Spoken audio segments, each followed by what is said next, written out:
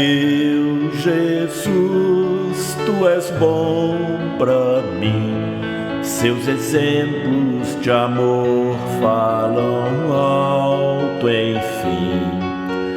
Faz-me abrir o coração.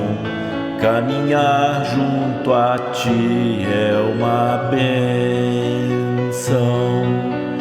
Mestre incansável da temperança, infalível exemplo de amor e esperança, nos traz a luz do mais alto ser. Junto a ti eu vou renascer. Ó Jesus, Mestre amado, deu exemplo em sua cruz.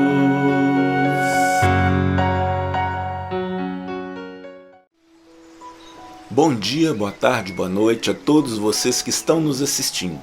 Nós vamos trazer para vocês hoje a 7ª lei da sequência de leis morais, que é a Lei do Progresso. E como sempre, para dar suporte ao nosso estudo, vamos utilizar o Livro dos Espíritos de Kardec e o livro Filosofia Espírita de Miramês em seu volume 16º. E na questão 776 do Livro dos Espíritos, Kardec pergunta: o estado natural e a lei natural são a mesma coisa? Resposta: não. O estado natural é o estado primitivo. A civilização é incompatível com o estado natural, enquanto a lei natural contribui para o progresso da humanidade. E Miramês comenta: o homem não foi criado para viver sempre no estado de natureza. A beleza da vida se encontra no avanço, porque cada dia é um novo dia com novas luzes. O estado de natureza é, pois, o embrião que Deus abençoou, para que dali partisse o progresso por todos os lados, levando e fazendo vida dentro da luz compatível com o tamanho da alma. As qualidades que temos no centro da vida, depositadas por Deus, vão desabrochando como que por encanto, queiramos ou não. E a alma sentir-se-á mais ocupada com a cocriação, sendo auxiliar de Deus na expansão do universo. Nada regride na vida, sempre cresce, e as leis vão ficando cada vez mais visíveis para quem avança com o progresso espiritual. A doutrina dos espíritos vem tirar o homem do estado de natureza, para colocá-lo frente à razão, e essa descobrir a verdade, que o tornará livre. Aquele estado de natureza é transitório, mas necessário, onde o ser humano descansa e se prepara para o avanço com o progresso. E na questão 777, pergunta: no estado natural, tendo menos necessidade, o homem não sofre todas as atribulações que cria para si mesmo num estado mais adiantado. Que pensar da opinião dos que considerem esse estado como o da mais perfeita felicidade terrena? Resposta: que queres? É a felicidade do bruto. Há pessoas que não compreendem a outra. É ser feliz à maneira dos animais. As crianças também são mais felizes que os adultos. E Miramês comenta: o homem, no estado de natureza, parece que vive feliz. No entanto, a felicidade ainda não é essa. A felicidade verdadeira é aquela onde a consciência se encontra em sintonia com a harmonia divina. A consciência é imperturbável que de tudo tira lições, sem exigir nada dos outros, nem se alterar com nada. Ela nunca se agita com os acontecimentos, por ser consciente da necessidade deles para a massa humana com seu demorado despertamento espiritual. A maioria das criaturas não entende felicidade, a não ser a dos brutos, gozando das coisas da terra, com viagens longas em vários países, com mansões requintadas, com alimentos exóticos e antinaturais, com roupas luxuosas e assim por diante. Procuram desse modo a felicidade na terra, e como esses prazeres são transitórios, caem logo na decadência moral, por buscarem igualmente satisfazer as suas paixões inferiores, deturpando os valores das emoções da alma. Esquecem-se de que a felicidade está mais perto dos que pensam por estar dentro delas mesmas. O portador dessa verdade foi Jesus Cristo, nos mostrando pela própria vida onde se encontra o tesouro maior, que interessa a todos os que buscam a Deus. E na questão 780, pergunta: o progresso moral segue sempre o progresso intelectual?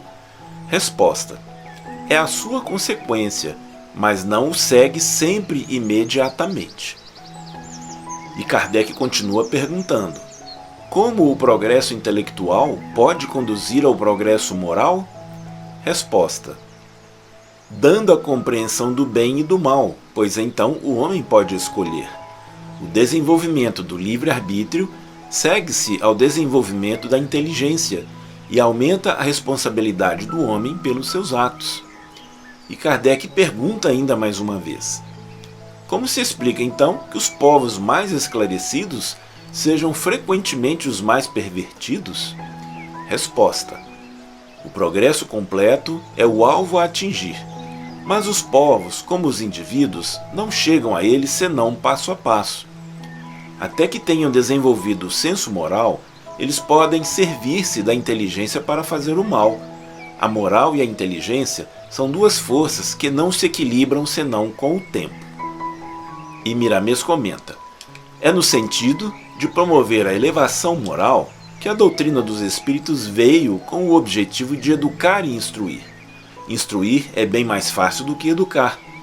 A educação trata de harmonizar os sentimentos que são, a princípio, animalizados, e somente o tempo, os problemas, as dores, os variados infortúnios têm o poder de mostrar para a alma a necessidade de se modificar, ganhando com os infindáveis esforços as qualidades morais que o Evangelho indica para nos salvar de todas as agressões do mal.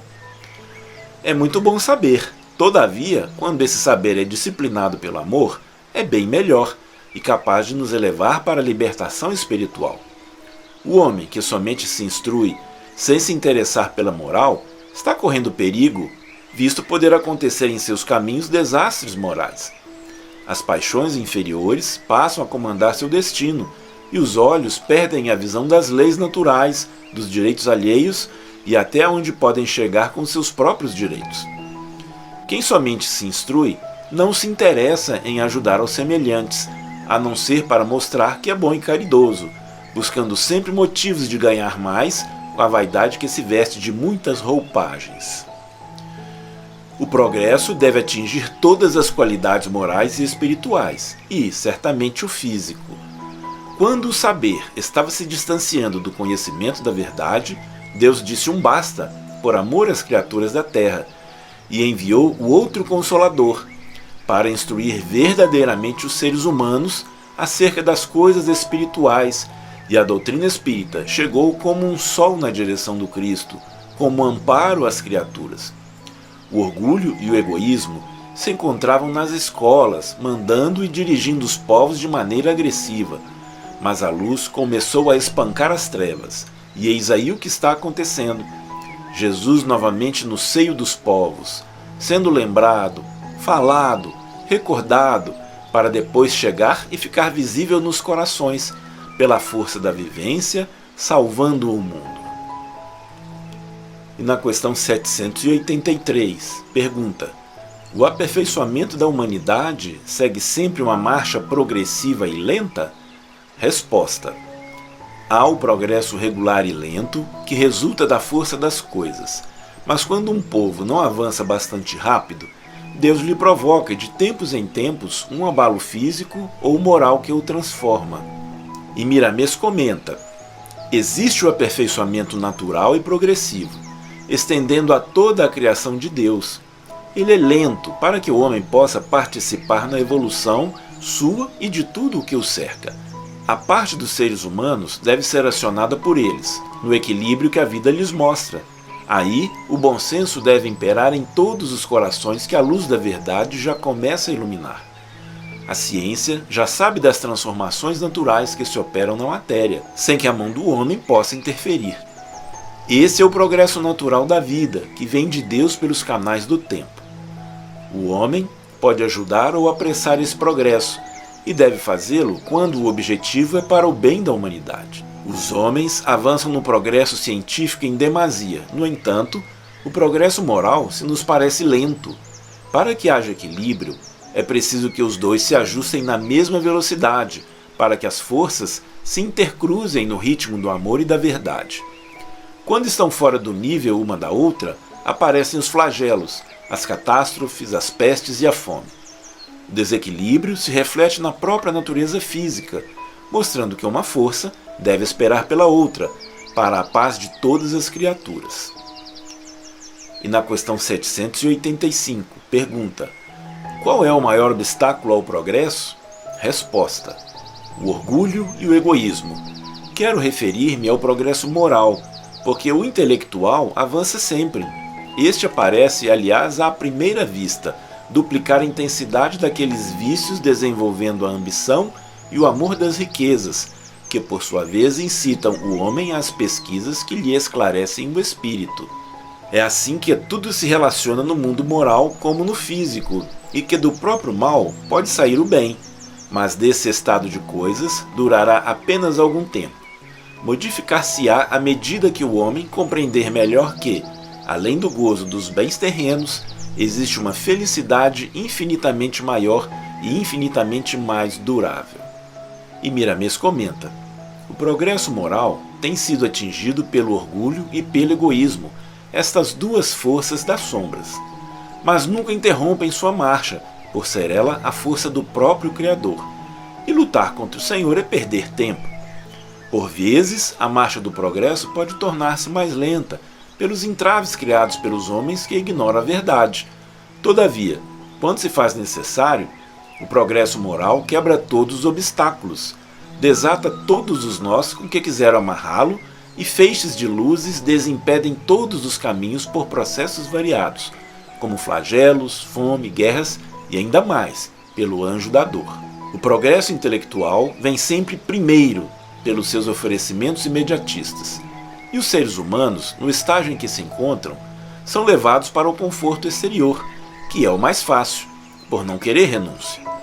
Abraçando o desenvolvimento intelectual com o tempo, o homem passará a sentir necessidade do aprimoramento espiritual que lhe falta no tocante à felicidade, a qual todos aspiramos. Devemos compreender que nada impede a vontade de Deus. O mundo atual está passando por duras provações pelo esquecimento do progresso moral. Todavia, a natureza se encontra em reação para ensinar à humanidade o que foi esquecido por ignorância ou conveniência. As lições não deixam de ser aplicadas aos filhos pródigos para que eles voltem à casa paterna. A doutrina dos espíritos tem a sagrada missão de mostrar aos homens a moral cristã na sua limpidez espiritual, para que sejam dominadas e expulsas todas as ideias das sombras, acomodadas nas consciências pelas mãos duvidosas da ignorância. Nada vai se perder nem acabar, porém, o que vai acontecer é transformação, de modo que as próprias trevas darão nascimento à luz. E na questão 789, pergunta: o progresso reunirá um dia todos os povos da terra numa só nação? Resposta: não em uma só nação, o que é impossível, pois da diversidade dos climas nascem costumes e necessidades diferentes que constituem as nacionalidades. Assim, serão sempre necessárias leis apropriadas a esses costumes e a essas necessidades. Mas a caridade não conhece latitude e não faz distinção dos homens pela cor. Quando a lei de Deus constituir por toda parte a base da lei humana, os povos praticarão a caridade de um para o outro, como os indivíduos de homem para homem, vivendo felizes e em paz, porque ninguém tentará fazer o mal ao vizinho ou viver às suas expensas. E Miramês comenta: haverá um só rebanho e um só pastor. Isso é no que se refere ao comando espiritual. O rebanho é, pois, a humanidade, e o pastor, nosso Senhor Jesus Cristo. No que tange à terra, na área física, as divisões são necessárias para melhor andamento da harmonia, prevalecendo sobre todas as coisas e todos os espíritos o comando de Jesus. As leis podem ser diferentes, baseando-se, entretanto, no mesmo amor e na mesma caridade. Não convém centralizar o poder nas mãos de uma só pessoa. As divisões são necessárias, mas que todos os comandos sejam unificados nos ensinamentos de Jesus. O que devemos esperar com entusiasmo é a universalização do idioma, de maneira que facilite aos homens, ganhando tempo, com a dispensa do aprendizado de muitos deles. Uma linguagem universal, como o é a do pensamento e a dos animais. A simplificação é norma divina, de modo que o espírito não desperdice os valores nobres a que se chama tempo. Existe um só amor, uma só caridade e um só perdão. No entanto, em cada escala espiritual, apresentamos essas virtudes em diferentes níveis, de acordo com a nossa evolução. E assim, nós terminamos esse nosso estudo de hoje sobre a lei do progresso. Que nós possamos continuar progredindo sob as leis divinas e sob a diretriz espiritual do nosso Mestre Maior Jesus. Fiquem com Deus, mantenhamos Jesus em nossos corações. Até a próxima!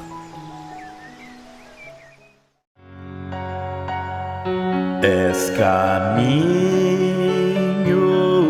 verdade e vida, nos mostra a rota do bem e da lida. Senhor, ensina-me conhecer, me ensina como vencer. Mestre incansável da temperança, infalível exemplo de amor e esperança, nos traz a luz do mais alto ser. Junto a ti eu vou renascer. Ó Jesus, Mestre amado, deu exemplo